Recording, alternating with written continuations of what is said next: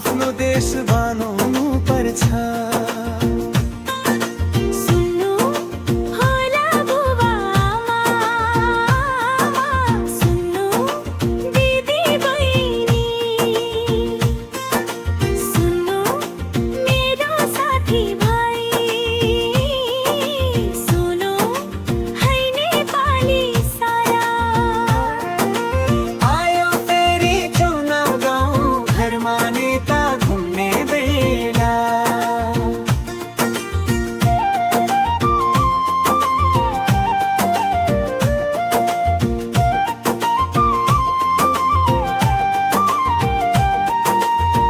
हामी जनता कसैको विरोधी होला, जो भए नि राम्रो नेता चाहिन्छ।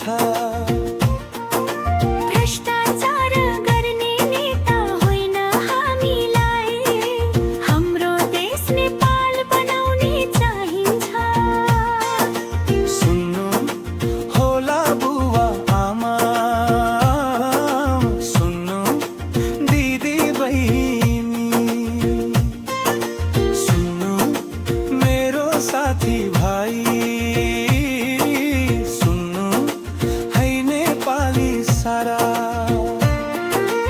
आयो फेरि चुनाव गाउँ घरमा नेता घुम्ने बेला।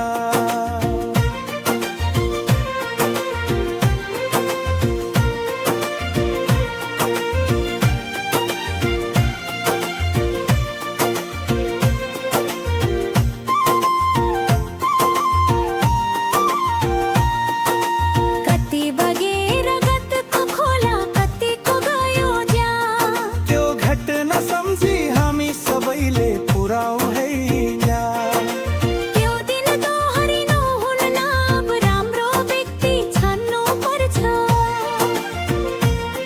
यो देश बनाउन हामीले युवाहरूलाई नै चुन्नु पर्छ। हामी नेपाली सबको एउटै आवाज हुनु पर्छ।